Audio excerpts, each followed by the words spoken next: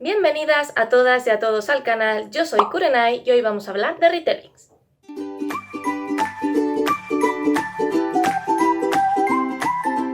Este vídeo está basado en un hilo de Twitter que hice hace algunas semanas, donde os recomendaba alguno de los retelling que a mí me habían gustado mucho y cuya reseña estaba en el blog. En la cajita de la descripción os dejaré tanto el link a ese hilo de Twitter como las diferentes reseñas de estos libros que hemos ido colgando en el blog. Hoy os traigo un top 10 de los retellings que a mí personalmente me han gustado, ordenados desde el número 10, que es el que menos me ha gustado, hasta el número 1, que es mi favorito. Estoy convencida de que todos vosotros habréis escuchado la palabra retelling, sobre todo si sois unos ávidos lectores. Este concepto es comúnmente conocido dentro del ámbito de la literatura por hacer referencia a versiones modernas de cuentos clásicos. Sin embargo, como veremos en este vídeo, cualquier historia clásica, cualquier historia que esté dentro de la cultura popular es susceptible de ser modernizada o de ser cambiada. Con lo cual, retelling, aunque en su mayor parte hace referencia a cuentos clásicos, no solamente los cuentos clásicos pueden ser objeto de retelling. Una vez aclarado esto, ¿qué es exactamente un retelling? Crear un retelling consiste en narrar obras o historias clásicas desde un punto de vista completamente diferente. Consiste en coger una historia que ya conocemos, una historia que está muy arraigada dentro del imaginario y de la cultura popular, y convertirla en algo diferente. Dicho todo esto, comencemos con el top. En el top 10 tenemos Recuerda que me quieres de Wendy Darling. Recuerda que me quieres es un retelling de Peter Pan. Está ambientado en Londres y la protagonista es Wendy Darling. Un día de casualidad se cruzará con Peter Pan, que es un chico muy gamberro, muy egocéntrico, muy macarra y por supuesto extremadamente guapo. Automáticamente Peter se fija en ella y a partir de ahí surgió una especie de obsesión hacia Wendy, donde hace lo posible por captar su atención y por conocerla. Recuerda que me quieres es una modernización del clásico de Peter Pan, donde Wendy y Peter se comportan como adolescentes normales. Y pongo lo de normales entre comillas por algo que os explicaré a continuación. Lo que más me ha gustado del libro es cómo las autoras han conseguido traspasar una historia fantástica a un ámbito, digamos, más realista y que puede ser más común para el lector. Y sí, he dicho autoras porque Wendy Darling es un seudónimo bajo el que trabajan dos autoras españolas.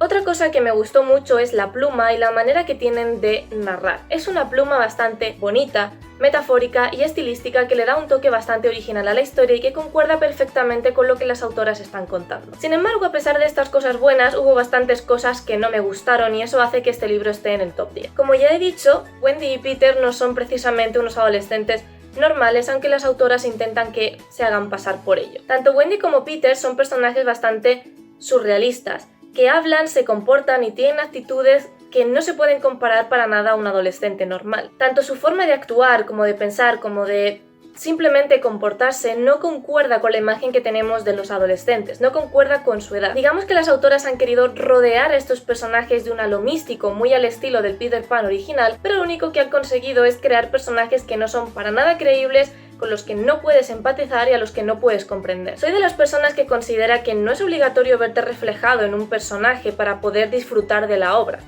pero sí creo que es necesario tener un poco de empatía hacia dicho personaje, porque si no, no vas a conseguir comprenderle y no vas a entender por qué hace lo que hace. Aunque antes he dicho que su prosa es bastante bonita y que su prosa coincide muy bien con lo que quieren transmitir en la novela, lo cierto es que su prosa es algo que me ha gustado y al mismo tiempo no me ha gustado. En ocasiones, la forma que tienen de escribir peca de demasiado barroca, de demasiado metafórica, un poco acorde con el surrealismo de estos personajes y con el surrealismo de la historia en sí. Otra cosa que no me ha gustado nada de esta novela y que en general detesto bastante de las novelas es que es una obra extremadamente empalagosa. Si constantemente se estaban diciendo cosas súper bonitas y cosas que te harían vomitar arcoiris, y además a esto le añadimos esa prosa que ya he dicho que es tan estilística, tan llena de florituras y tan llena de metáforas, lo único que consigue es que esas escenas sean tediosas, más que escenas realmente bonitas y románticas.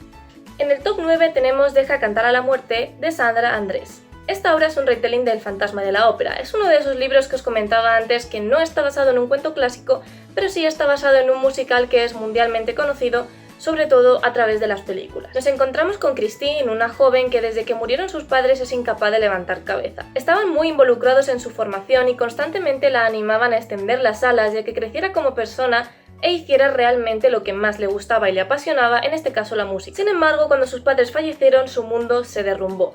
no solo porque sus padres habían fallecido, sino porque ellos eran su máximo apoyo y los que realmente la animaban a seguir adelante y a perseguir sus metas. Tras la muerte de sus padres, sus tíos le insistieron en que su amor por la música era una fantasía, que no le valía para nada y que no iba a llegar lejos en esto, que su sueño era estúpido y que debía crecer de una vez. Después de todo eso, su autoestima quedó destrozada y esto se notó muchísimo en cómo rendía en la escuela a la que iba. Aunque siguió estudiando artes escénicas, realmente no podía brillar como antes, puesto que tanto su voz como su forma de bailar habían cambiado mucho debido a su baja autoestima. Todo cambiará cuando Christine conozca a Eric, el fantasma de la ópera. Eric se convertirá en su ángel e intentará ser su mentor para que Christine no pierda esa chispa que la llevó a estar donde estaba y no pierda su amor por la música. Lo que más me ha gustado de este libro es la reinterpretación que le ha dado el autor al personaje de Eric. Lo que más me gustó a mí del fantasma de la ópera fue precisamente el personaje de Eric, pero me daba la sensación de que no le daban suficiente trasfondo o que no se centraban en él tanto como a mí me gustaría. Aunque me guste Eric, soy perfectamente consciente de la cantidad de defectos que tiene este personaje. Es obsesivo, es posesivo y no trata a Christine como se merece. Aún así he de confesar que es un personaje que a mí personalmente me gusta mucho y sobre todo me gusta mucho el giro que la autora le ha dado en esta novela. El Eric de Deja cantar a la muerte es un personaje mucho más sensual, más sexy, mucho más misterioso y sin duda muchísimo más atractivo. No considero que todo esto le redima y que el nuevo background que le dé a la autora justifique sus acciones horribles para con Christine, pero aún así sigue siendo de mis personajes favoritos.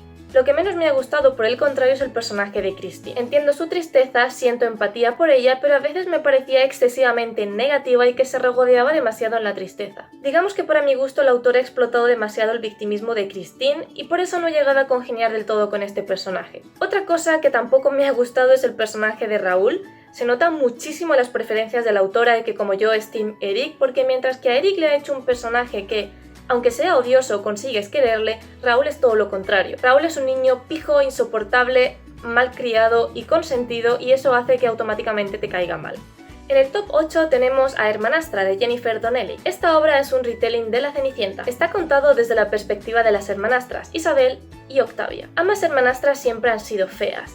Su hermana pequeña Ella siempre ha destacado en su belleza, en su dulzura, en su bondad, mientras que Isabel y Octavia siempre han sido rechazadas debido a que no cumplían los cánones de belleza y todo el mundo las consideraba feas. Esto hizo que Ella destacara absolutamente en todo y que desde pequeña tanto Isabel como Octavia la odiaran. Por lo tanto, desde pequeña Ella se convirtió en la criada de la casa, siempre iba sucia, siempre iba harapienta e Isabel y Octavia, y también su madre, hacían lo posible por relegarla a un segundo lugar y por considerar que simplemente era un mero estorbo. Todo eso cambiará cuando llegue el baile con el príncipe. Isabel y Octavia acudirán al baile con su madre.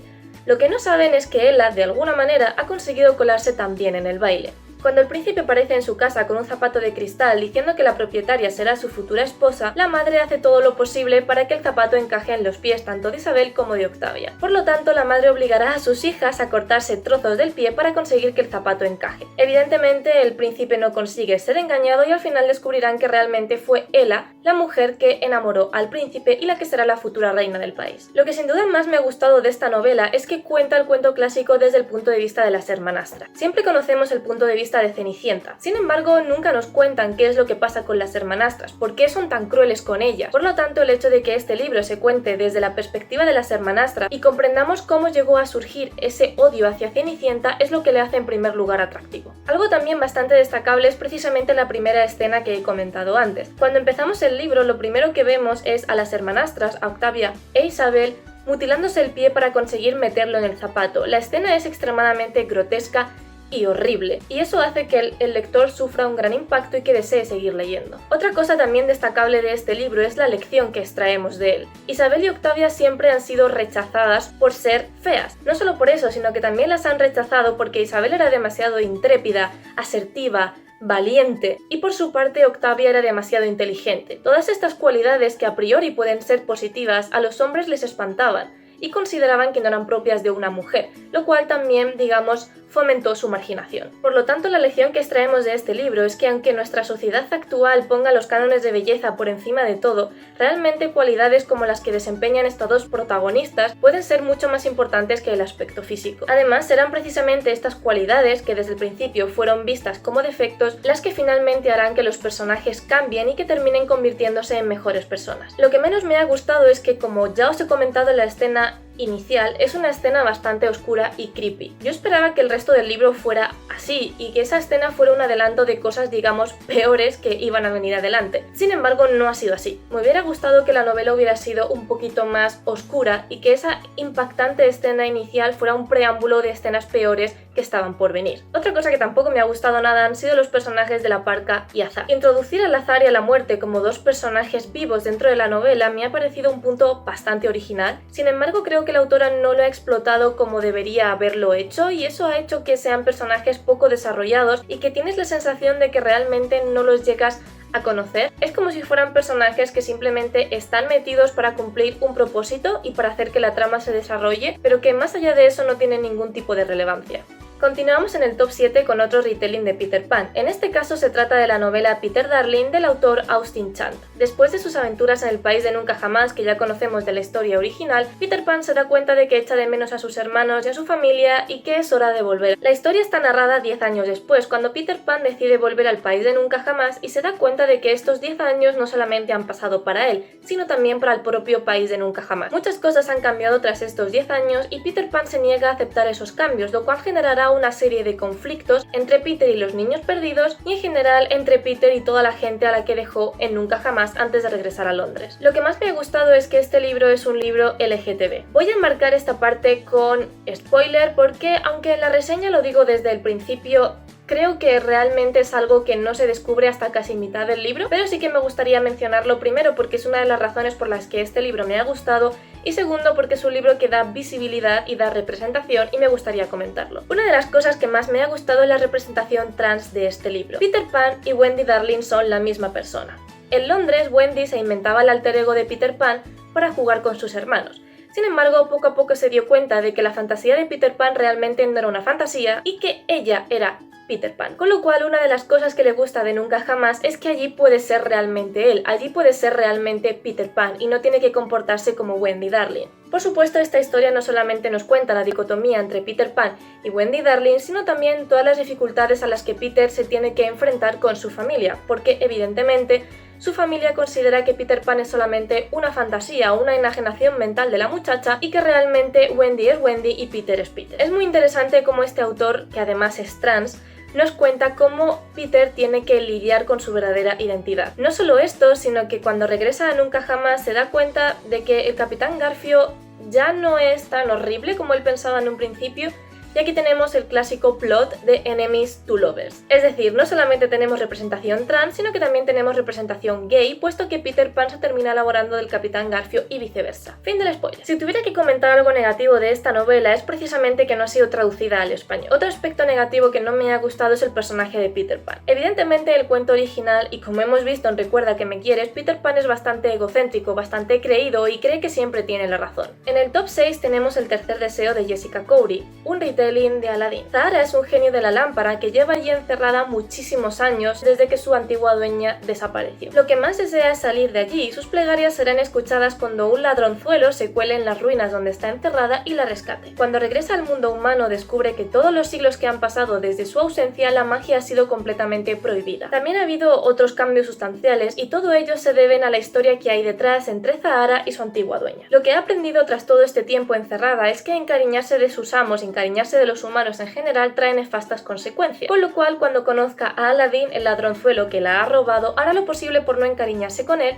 y por ser simplemente su genio. Lo que más me ha gustado de esta novela es que Zahara es una genio, es decir, que el genio es una mujer y que es un personaje extremadamente complejo. Su pasado la dejó muy marcada e influye tanto en su forma de pensar como en su forma de actuar. Aunque cumple los deseos de su amo porque realmente no tiene otra alternativa, sí que podemos apreciar que la propia Zahara reflexiona acerca de lo que está concediendo, que no admite sin más que lo que está concediendo es bueno o es malo, sino que realmente hay una reflexión detrás de los deseos. Además, Zahara no es el único personaje femenino y complejo, sino que en esta obra encontraremos bastantes personajes femeninos que tienen un gran trasfondo y que son de armas tomar. En cuanto a lo que menos me ha gustado, realmente no hay nada de este libro que destacaría como negativo, así que se puede decir que todo me ha gustado. En el top 5 quiero hablaros de Circe, de Madeline Miller. Esta es una de esas historias que, al igual que El fantasma de la ópera, no es un retelling de un cuento clásico, sino que está basada en la mitología griega. Circe es la hija del titán Helios, dios del sol, y de la ninfa Perse. Desde pequeña será marginada porque no es guapa, porque no tiene poderes y porque su voz es fea. El único con el que realmente compartirá un vínculo de amistad es con Eetes, su hermano. Con lo cual, cuando su hermano se va a gobernar a otra isla, Circe se da cuenta de que se ha quedado completamente sola y sin ningún apoyo.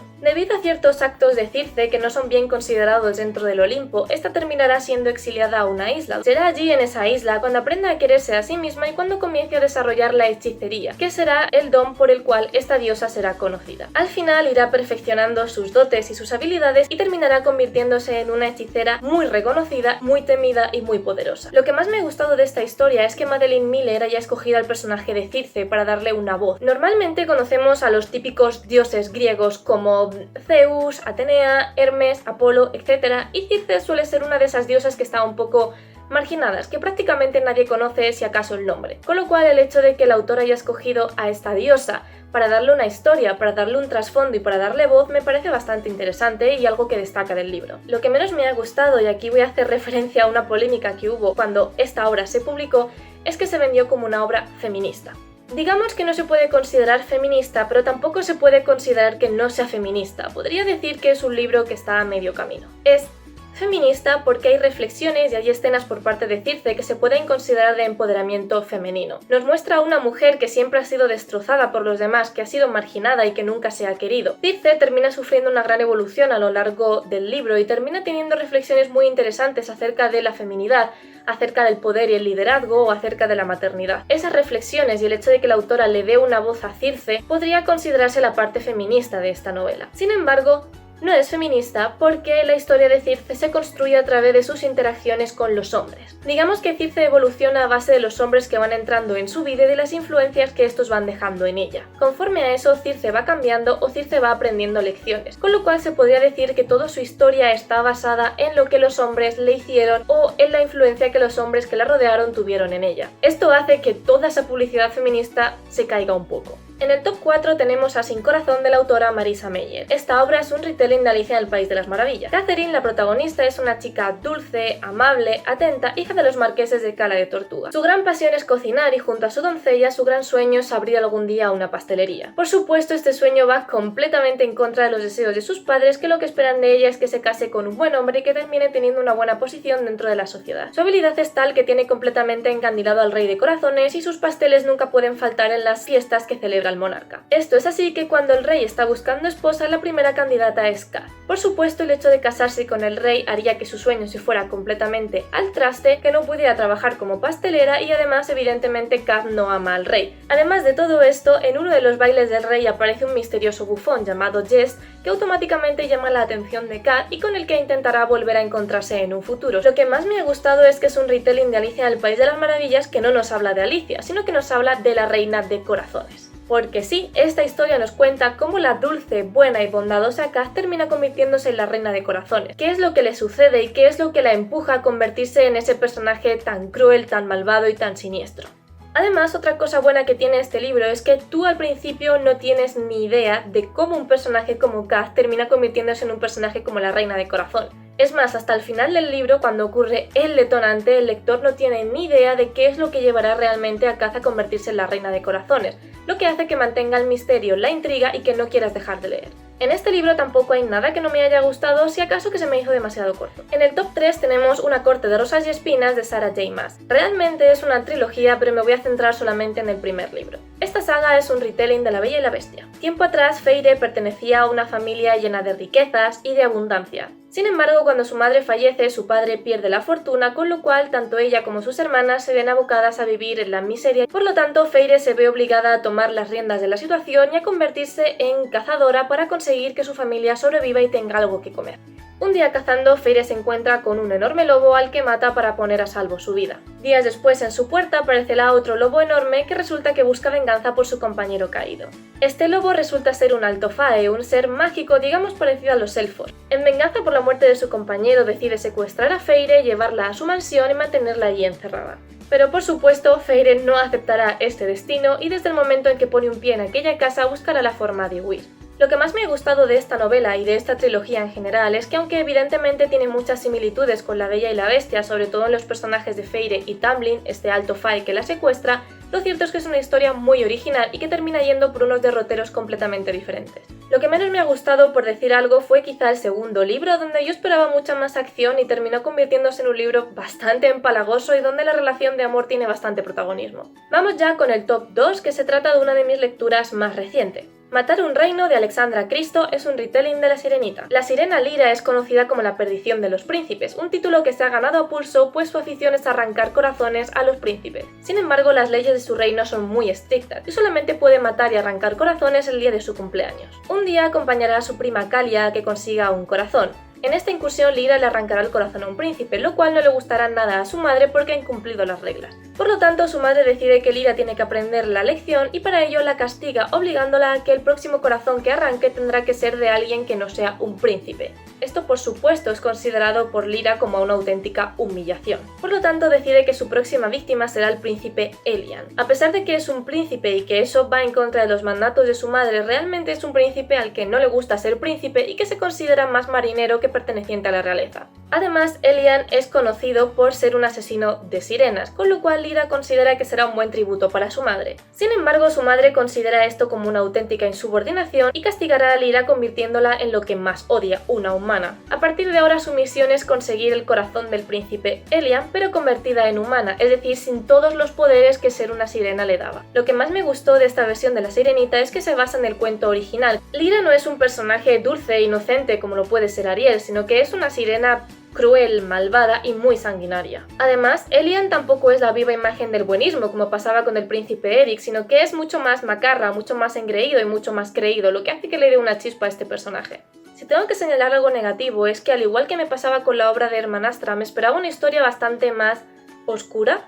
Me hubiera gustado que se hubiera explotado mucho más esa agresividad y esa letalidad de las sirenas, pero al margen de todo eso, la verdad es que es un retelling y me gustó muchísimo. Y por fin llegamos al top 1, a la joya de la corona. Los que seáis habituales del blog conoceréis este libro porque he hablado de él hasta la saciedad y porque prácticamente lo incluyo en cualquier top. Es una novela que me marcó muchísimo, mucho más de lo que imaginaba y que me hizo llorar y sufrir. Y sí, señoras y señores, os hablo de La canción de Aquiles, también de la autora Madeline Miller. Al igual que sucedía con Circe, esta historia no es un retelling de ningún cuento clásico, sino que es un retelling de una obra clásica griega, es decir, la Ilíada, que se inicia cuando Paris le roba al rey griego Menelao a su esposa, Helena. Paris se lleva a Helena a Troya y Menelao es incapaz de soportar tremenda humillación, con lo cual para recuperar a su esposa decide entrar en guerra con Troya. Dentro de sus guerreros se encuentra Aquiles, uno de los mejores guerreros dentro de los griegos. Aquiles es la clave para ganar la guerra de Troya y todo el mundo sabe que sin su presencia eso será imposible. La Ilíada comienza cuando ya llevan varios años de la guerra de Troya y cuando Aquiles se niega a luchar porque el rey Agamenón le ha robado a su esclava Briseida. Lo más interesante de esta historia es que está contada desde el punto de vista de Patroclo, no de Aquiles, que sería lo esperable. Patroclo es el mejor amigo de Aquiles desde la infancia y también su amante. Y sí, he dicho amante, porque aunque mucha gente insista en que solamente son mejores amigos o en que son primos, está más que demostrado que había una relación de amor entre ellos. Será esta relación de amor la que explote principalmente la autora dentro de esta nueva historia. Por lo tanto, desde el punto de vista de Patroclo conoceremos a Aquiles no solamente como el héroe de los poemas épicos, sino